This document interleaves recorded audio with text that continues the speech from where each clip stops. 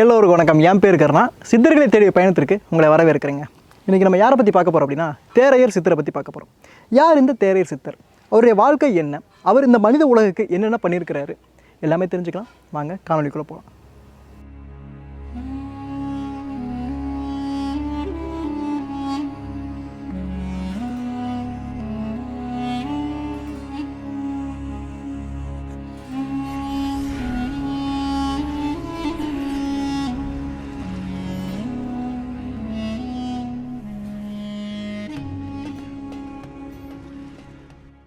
சரி, யார் இந்த தேரையர் சித்தர்? இவருடைய இயற்பெயர் ராமதேவன் அப்படின்னு சொல்லலாம்.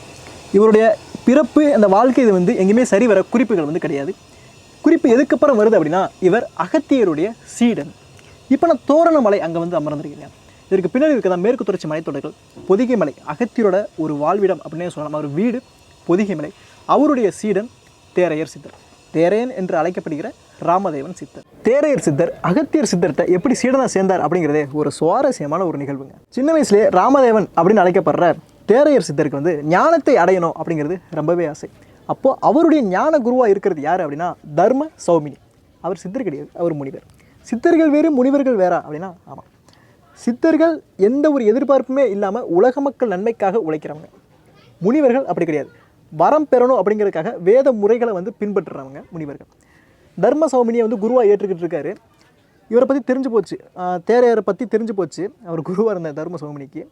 ஓகே, இவர் முனிவராக வரப்போகிறது கிடையாது. இவர் ஒரு சித்தர். இவருக்கு மிகப்பெரிய ஒரு ஞானம் உள்ளுக்குள்ளே இருக்குது அப்படிங்க தெரிஞ்சுக்கிட்டு தேரையர் என்ற ராமதேவனை, நீ தேடும் ஞானம் அகத்தியரிடம் உள்ளது, அள்ளிப்பருக வற்றாத ஞான சாகரம் அவர், நீ அவரிடமே சீடனாக போய் சேர் அப்படின்னு சொல்கிறார்.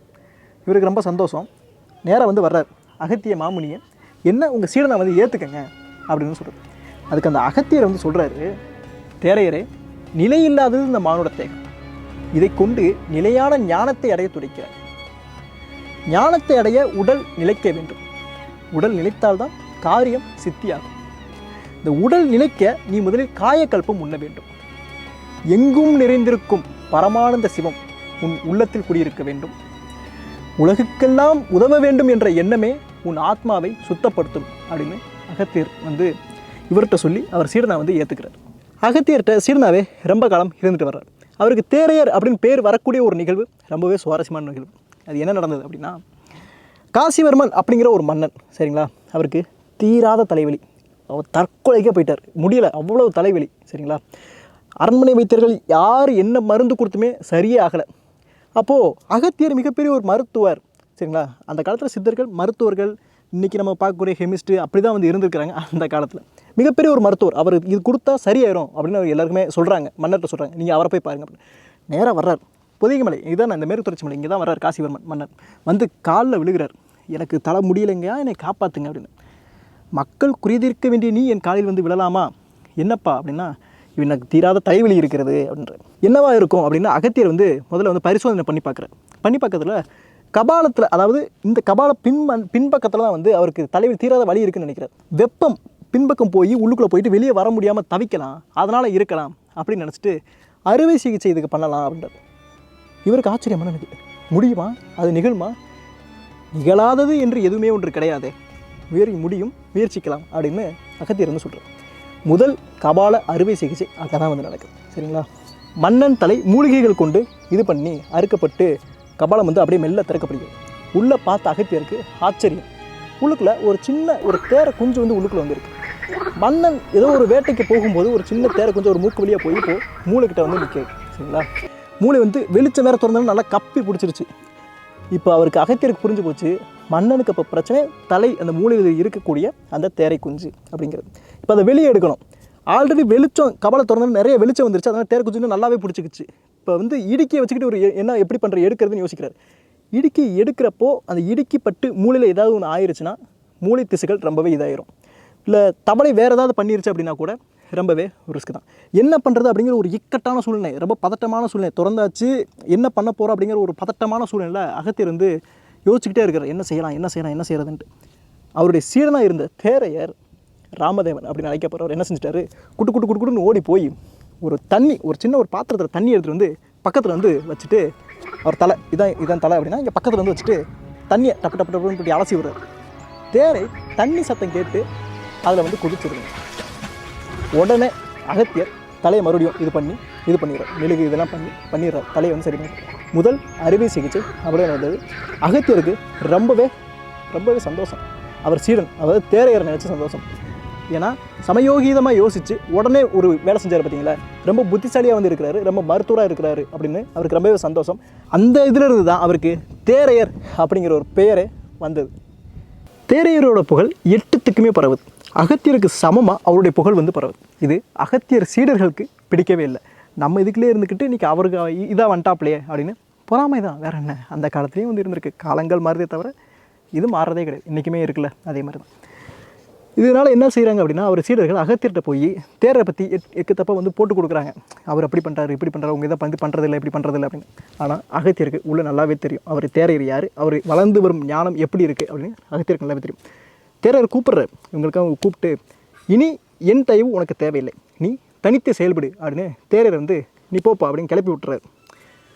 தேரையர் ஐயோ என்ன செய்கிறது, சரி போகலாம் அப்படின்னு அவர் அடுத்த மருத்துவ பயிற்சிகள் அதுக்கு எடுக்கிறதுக்கு எல்லாமே வந்து போயிட்டார். அகத்தியருக்கு மட்டும்தான் தெரியும் தேரையருடைய ஞானம், வளர்ந்து வரும் ஞானம் எந்த அளவுக்கு இருக்குது அப்படின்னு. ஒரு பெரிய ஆலமரத்தின் அடியில் வளரும் மரங்கள் அவ்வளவா வளரவே வந்து முடியாது. அதனால தான் தேரையரை தனித்து வந்து அனுப்பிவிட்டார். அவர் புகழ் இன்னும் பரவ வேண்டும் என்று உள்மனசில் அந்த ஒரு எண்ணத்தில் தான் அகத்தியர் வந்து தேரையரை வெளியே வந்து அனுப்பிச்சார். மிகப்பெரிய ஒரு மருத்துவ சித்தராக விளங்கியிருக்கிறாரு தேரையர். கிட்டத்தட்ட ஒரு 16 நூட்கள் அவர் வாழ்க்கையில் கட்டுறதை ஒரு நூட்களை வந்து எழுதியிருக்கிறாங்க. கிட்டத்தட்ட 16 நூட்கள் வந்து எழுதியிருக்காரு. என்னென்ன நூட்கள் நான் உங்களுக்கு சொல்கிறேன். அவர் இயற்றிய நூட்கள் என்னென்ன அப்படின்னா,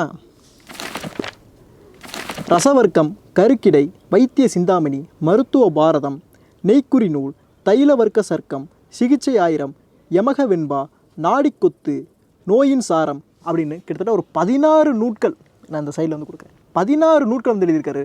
அத்தனையுமே எந்த உணவு எந்த நோயை குணப்படுத்தும், எந்த நோய்க்கு என்ன மருந்து அப்படிங்கிறதான் முழுக்க எழுதியிருக்கார். நம்ம மனிதனுக்கு வரக்கூடிய அனைத்து நோய்களுக்குமே அவர் மருந்து கண்டுபிடித்திருக்கிறார்.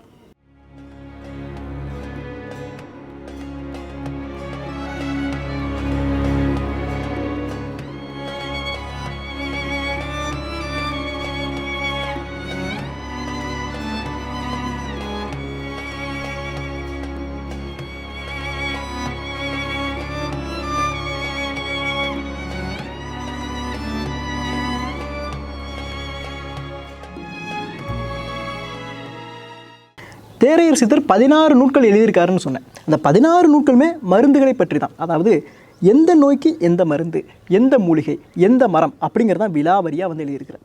ஒரு 2-3 பாடல்கள் மட்டும் இப்போ உங்களுக்காக வந்து நான் சொல்கிறேன். முதல் பாடல் அவரோட ஓலைச்சுவடிலிருந்து வந்து கிடச்சிது. உப்பு இளவென மென்றுமோ இள வெந்நீரிற்றின. அதாவது உப்பை அதாவது லைட்டாக சூடு பண்ண தண்ணீரில் கரைச்சி குடித்தோம் அப்படின்னா மலவழி வழியலா மாண்டு நீருகும், அதாவது மலச்சிக்கல் சரியாகும் அப்படிங்கிறத எளிமையாக சொல்கிறார். மது பூசி புகழிலே எதிகமாய் கொண்டே அப்படிங்கிறார். அது மட்டும் கிடையாது, அது உடல் வலியையும் போக்கும் அப்படிங்கிறத வந்து சொல்கிறார். அதாவது நீங்கள் உப்பை லைட்டாக சூடு பண்ண தண்ணியில் நீங்கள் கரைச்சி குடிச்சிங்க அப்படின்னா உங்களுக்கு மலச்சிக்கல் சரியாகும், உங்கள் உடல் வலி போகும் அப்படிங்கிற சித்தர் வந்து சொல்கிறார். அடுத்து கற்பூரவல்லியை பற்றி வந்து சொல்கிறாருங்க. கற்பூரவல்லியின் களரிலை எய்த்தின நற்பாலர் நோயலா நாசமா யாகலுமே அப்படிங்கிறது. அதாவது கற்பூரவல்லி இந்த இலையை முறைப்படி நீங்கள் குழந்தைங்களுக்கு கொடுத்துட்டு இருந்தீங்கன்னா அந்த குழந்தைங்களுக்கு வரக்கூடிய அதாவது இருமல், அந்த நெஞ்செரிச்சல் இது எல்லாமே சரியாகும் அப்படிங்கிறத எளிமையாக வந்து சொல்கிறார்.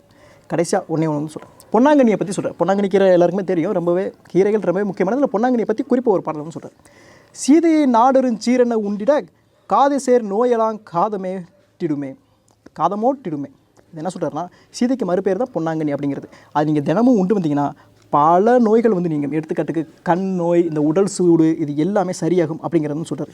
இதுக்கு மட்டும் இல்லைங்க, அனைத்து வியாதிகளுக்கும் ஒவ்வொன்றை பற்றி இப்போ உப்புக்கு சொல்லியிருக்கிறாரு, பொன்னாங்கண்ணி சொல்லியிருக்கிறாரு. அதே மாதிரி ஒவ்வொன்றுக்குமே ஒவ்வொரு பழங்கள் ஒவ்வொரு இலைகளுக்குமே வந்து அவர் சொல்லியிருக்கிறார். தேரையர் மருத்துவத்தில் ரொம்பவே சிறந்து விளங்க ஆரம்பிச்சிட்டாருங்க. ரொம்ப நுட்பமாக வந்து விளங்க ஆரம்பிச்சிட்டார் அப்படின்னு வந்து சொல்லலாம். காயக்கற்பம், ரசவாதம் முறை, கட்டுவித்தல் அப்படின்னு நிறைய வந்து ரொம்ப நுணுக்கமாக வந்து போயிட்டார். அதுக்கு எடுத்துக்காட்டால் ஒரு சுவாரஸ்யமாக ஒரு நிகழ்ச்சி கூட நடந்தது. என்ன அப்படின்னா, ஒரு தடவை யோகிக்கு வந்து தீராத வயிற்று வலி. அதனால் என்ன பண்ணுறாரு, அகத்தியர்கிட்ட வந்து வர்றார். அகத்தியர் அப்போ இருக்கிறதுல மிகப்பெரிய ஒரு சித்தர், மருத்துவர் அப்படின்ட்டு அவர்கிட்ட வர்றார். அகத்தியர் மருந்து கொடுக்குறாரு. அந்த மருந்து வேலை செய்யலை. அவருக்கு அந்த வயிற்று வலி போகலை. அகத்தியர் கொடுத்து அந்த மருந்து வந்து வேலை செய்யாமல் வந்து போயிடுச்சு. ஆனால் தேரையர் அதே மருந்தை கொடுத்தார், அவருக்கு சரியாயிருச்சு. அகத்தியருக்கு ஆச்சரியம், என்னடா இது நான் கொடுத்த சரியாக அதே மருந்து தான் அவனும் கொடுத்தாப்புல சரியாயிருச்சே அப்படின்னா, அப்போ தான் நுணுக்கமாக தேரையர் என்ன செஞ்சுருக்காரு அப்படின்னா, ஒரு குச்சியை வச்சுக்கிட்டு அந்த குச்சி மேலே வச்சு வாய்ப்படாமல், அதாவது நாக்கு படாமல், அந்த எச்சில் படாமல் உள்ளுக்குள்ளே வயிற்றுக்குள்ள நிறைய விட்டுருக்கிறாரு. அதனால் அது சரியாயிருச்சு. அப்போது அந்த மருந்து எச்சில் படாமல் உள்ளே சென்றால் வேலை செய்யும் அப்படிங்கிற அளவுக்கு நுட்பமாக தேரையர் மருத்துவத்தில் தேர்ச்சி பெற்று விட்டார்.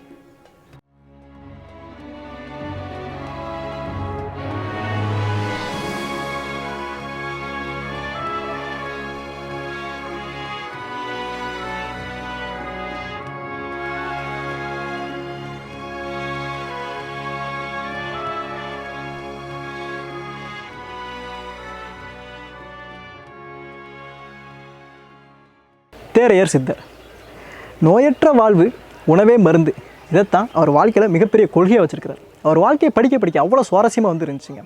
ஏன்னா பல சோதனைகளை கடந்து தான் மருத்துவத்தில் மிகப்பெரிய ஒரு சித்தராக வந்து விளங்கியிருக்கிறார்.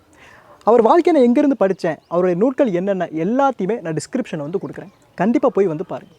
சரி, அவருடைய ஜீவசமாதி எங்கே பாருங்க அதை சொல்லு அப்படின்னா, அவருடைய ஜீவசமாதி இப்போ நம்ம இருக்கிற தோரணமலையில் தான் வந்து இருக்குது அப்படின்னு நிறைய மக்களால் நம்பப்படுகிறது. அவர் ஜீவசமாதியை பற்றி வேறு குறிப்புகள் வந்து கிடையாது, நம்ம தான் படிக்கிறது. சரிங்களா? ஏன்னா முதல் அறுவை சிகிச்சை இங்கே நடந்தாலும் அதனால் நம்பப்படுகிறது. நம்ம தோரணமலையை பற்றி ஏற்கனவே ஒரு வீடியோ வந்து பண்ணியிருக்கிறோம். நீங்கள் பார்க்கல அப்படின்னா நான் கார்டு கொடுக்குறேன், மறந்துடாமல் போய் அந்த வீடியோ வந்து பாருங்கள். இன்னும் எளிமையாக புரியும். அருமையான ஒரு இடம் தோரணமலை. வந்தீங்க அப்படின்னா காலை வேளையில் வாங்க, இல்லை மாலை வேளையில் வாங்க. ஏன்னா வெயில் ரொம்பவே அதிகமாக வந்து இருக்குது. அற்புதமான ஒரு முருகன் கோயில். சித்தர்களை தேடிய பயணம் கண்டிப்பாக தரும். இணைந்தே இருங்க. அடுத்த ஒரு சித்தர் காலையில் உங்களை சந்திக்கிறேன்.